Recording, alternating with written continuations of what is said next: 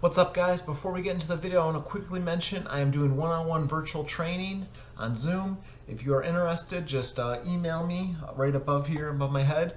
The price is going to be way cheaper than commercial gyms, and the first two are free. If you want to proceed after that, that's up to you.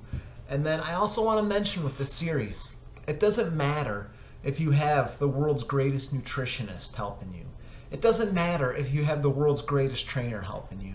It doesn't matter if you have the world's greatest doctor helping you, the world's greatest weight loss doctor. It doesn't matter if these three are all working together to help you out. If you're not willing to make changes, then change is not going to come. We gotta make a change to see a change, and I wanna just drill that through. What's going on, YouTube, and welcome back to evidence-based weight loss part 3. Yeah, I know, I got a haircut.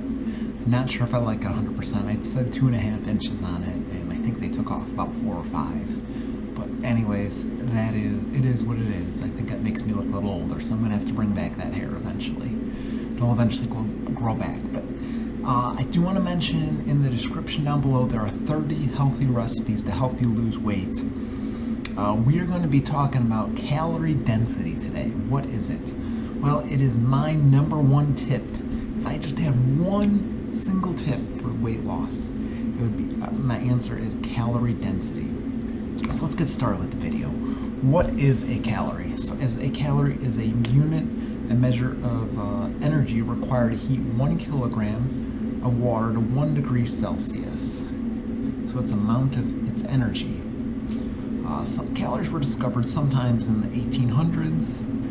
They use a calometer, I believe. And then they just measured the unit of energy to heat the water to 1 degree Celsius. So eventually by the 20th century, calories became used in nutrition, which we always call that today. How many calories are in this? How many calories are in that? Generally, if something's higher in calories, bad. Generally, if something's low in calories, good, right? One thing I want to mention, keep in mind, if you go back in time and you go in the time machine, 1500s, 1700s, before that, people didn't know. If you ask somebody how many calories is in that, they would have no clue what the heck you're talking about. And they didn't struggle like we do today with weight loss. Always it said calories in versus calories out. Well, I don't technically agree with that 100%. We need a more sustainable approach because our ancestors had no clue what calories were, yet did not struggle. Now, let's keep in mind, Krispy Kreme donut is 200 calories. How fast can you eat a donut? Maybe 2 minutes, 3 minutes, 60 seconds? I mean, if it's good and sugary and fatty, you just keep munching at it. It tastes good.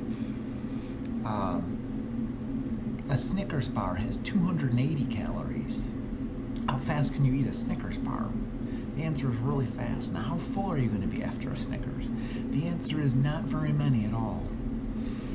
So we're going to the amount of energy in food. So, those foods are high calories. You just consume 200 calories like that in 2 minutes. How long do you have to jog to burn? Let's just say you eat 2 Krispy Kreme donuts. What am I talking about? Who eats 1 donut? You ate 2 Krispy Kreme donuts within 5 minutes. You just consume 400 calories. I mean, how many miles or how long do you have to run to burn that off? I mean, a while. I know when I go on a treadmill and I run, I would burn roughly 100 calories. So that could end up being like 4 miles I gotta run just to burn that off. Now keep in mind, a tablespoon of oil is 120 calories versus 2 cups of berries is also 120 calories. Which one's gonna make you full, the tablespoon of oil or the 2 cups of blackberries? Well, you probably won't be full of 2 cups of blackberries. But the point is, you're getting a lot more bang for your buck. Literally. So what is energy density? The concept is, like I just mentioned, a donut is, Krispy Kreme donut is 200 calories, a Snickers bar is 280 calories. Small amount of food, but, and you're barely full and there's a lot of room left.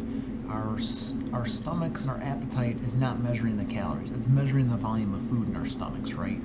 So that is a good thing to go by. Really good graph. This is 500 calories in the stomach. This is 500 calories of oil. That's 500 calories of cheese. Obviously still a lot of room left in the stomach. 500 calories of meat. maybe just under half. All right, potatoes, beans, and rice, that's getting better. Now look at 500 calories of fruits and vegetables. That stomach is full. That means you're done eating at that point. Now, I do have people tell me fruits and veggies they think just digest really quick and they're hungry again shortly after. I agree with that. So all the reason to eat more of them. I feel like almost beans, rice, and potatoes is the winner. It keeps you full for a while. So this is the concept of energy density. The amount of calories you eat and how full you actually are. That's the concept of energy density. Like, these foods are very dense. These foods are not very dense. You're barely full from this. Yet these are all 5 of these graphs are the same amount of calories. Here's another real good eye-opener. What 480 calories looks like. This is just oil right here. 4 tablespoons of olive oil. Now look at all this. We got berries, we got carrots, we got celery.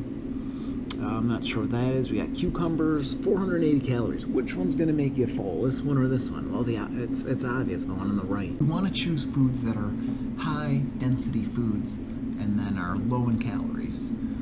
And keep in mind, 10% of the calories we burn in a day is, it's called TEF, thermic effect of food. So we burn about 10% of our calories every day just by digesting foods. Well, this isn't going to take long to digest. This will. Celery isn't actually negative calories. I think you burn 11 calories digesting celery, and I think it's 13 calories. Don't quote me on that. Dr. Greger says it somewhere in his book. But anyways, it's almost negative calories. It's not quite there. Now I want to give a good example. So I was coming home from school just a little bit ago, and I said, hey, I'm going to snack on an apple. And I go and I see Sarah bought some oranges. It's like, oh yeah, I want some oranges. And then I saw this. Plant-based M&Ms. Dark chocolate with crisp quinoa. Now it's a much healthier version of M&Ms. But the calories on this is 140 for only 36 pieces of these. So, I mean, I was literally peeling the orange, just about to eat it, and I saw it, and I set the orange down, and I went for the sugar. Now again, this is a healthier version of M&Ms, but 36, I don't know, when I grab a handful, maybe I'm grabbing 15 or 20. I've taken several handfuls already. I may have taken 400 or 500 calories in M&Ms just in the last couple minutes, and probably 2 or 3 minutes. So it's good, it's tasty, it is plant-based, it's healthier, but it's still high in calories. And I'm gonna be honest, I know I don't really struggle with weight. I'm trying to be as lean as possible because I'm trying to be an example to you. I'm trying to be an example to my clients about weight loss. But I gave in. So one of my top tips is, first of all, don't have these kind of foods in your house, right? Don't have the Oreos in your house. Don't have the Doritos in your house. You want fruits, you want vegetables, you want beans, you want lentils, you want chickpeas. Those are the kind of foods you want to have stocked in your house. I wouldn't have eaten those M&Ms if they weren't here. I'm not condemning Sarah for them. You know, we don't get foods like that often. I'm not picking on Sarah or anything for buying those. They're really tasty. We don't eat them. We don't shop for them all the time. We don't even shop for them every week. You should see our grocery hauls. It's just pretty much all produce, all fruits, all vegetables, beans, lentils, nuts, seeds. I mean, that's it. Potatoes. It's basically everything you can grow in your garden, you can grow outside. That's what our grocery haul's mainly of.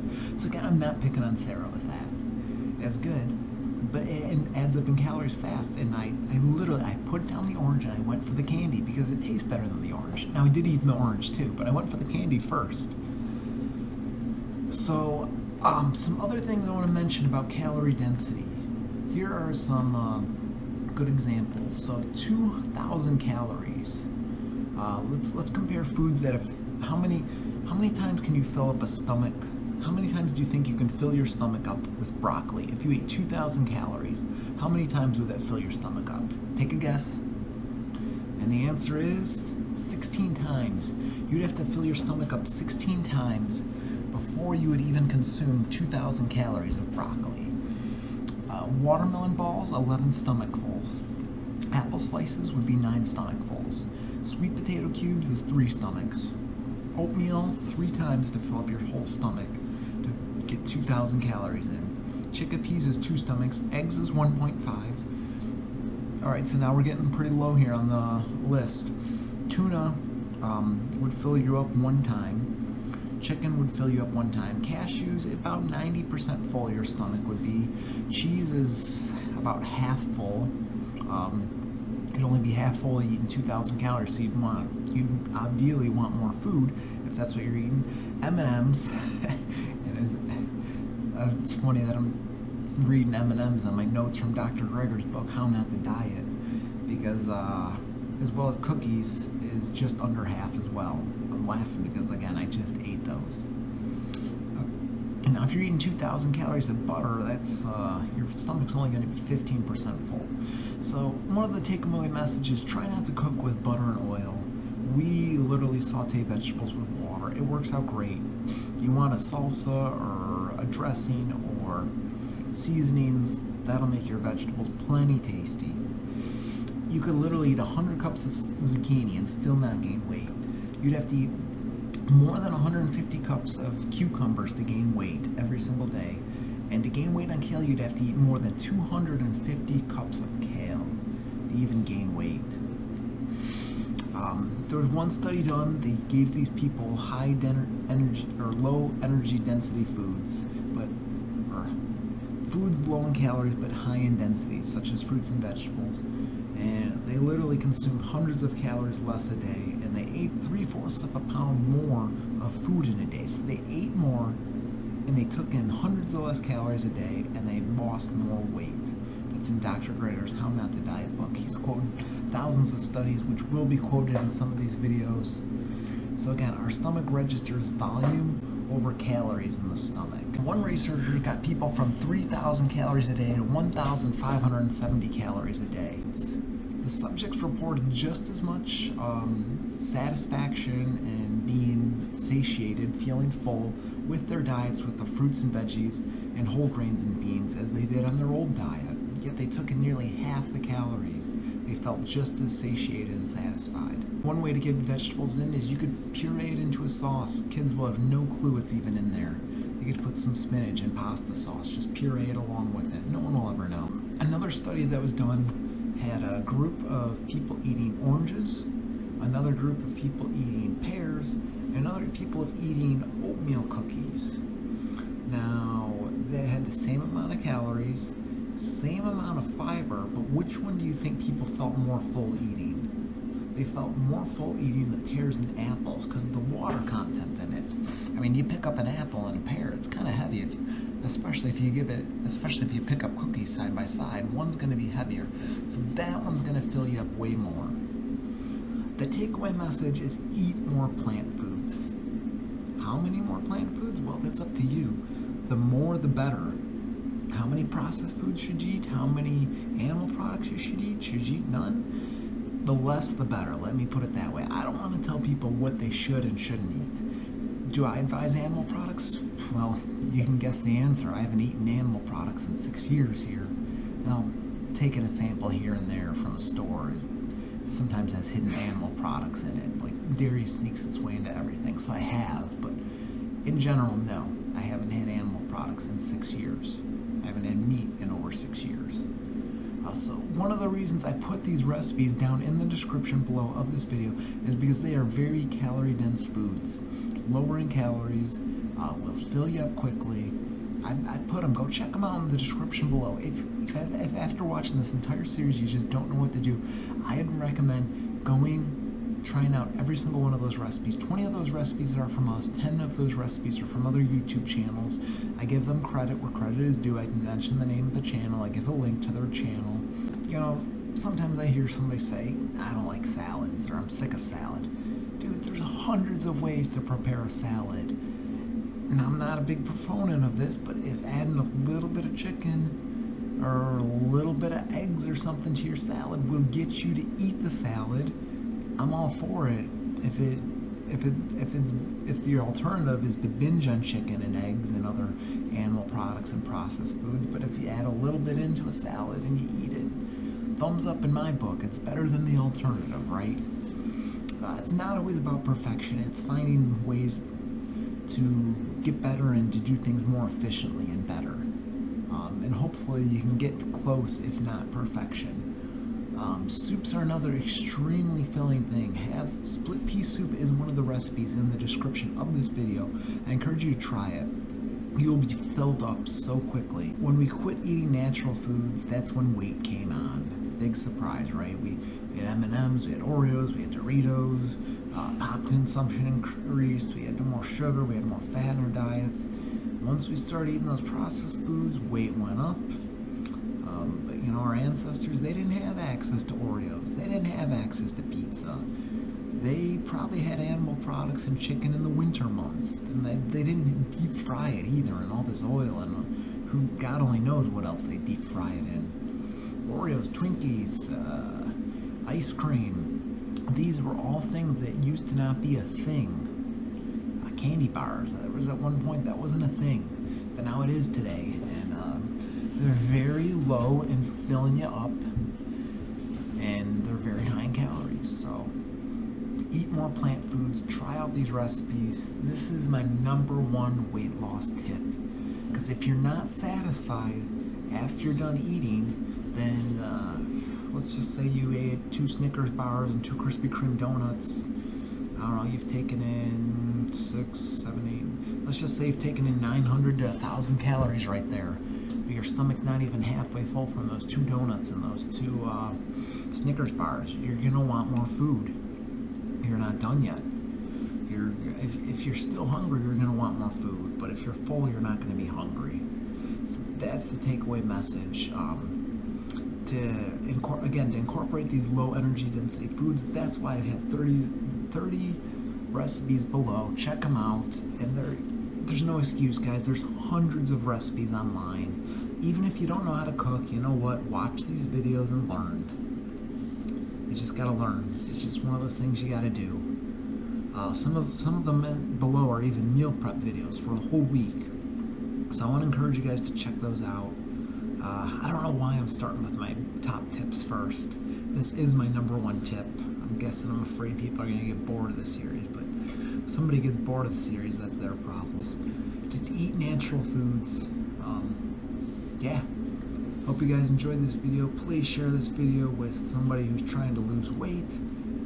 And give this video a thumbs up if you liked it. And we will see you in the next video, guys. Alright, bye-bye.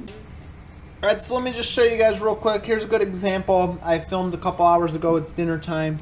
We got onion, we got cabbage, we got carrots, we got cannoli beans, we got lentils, and there's broccoli and I believe celery in here, right, sir? Celery, too. So I don't know how many calories this is, nor do I care, but these foods here are not too high in calories. We just season it up, put hot sauce, nutritional yeast, salt, pepper, and is it as tasty as a pizza? No. Does it taste bad and does it suck? No. But it is good. It's not the tastiest thing in the world, but it doesn't suck by any means.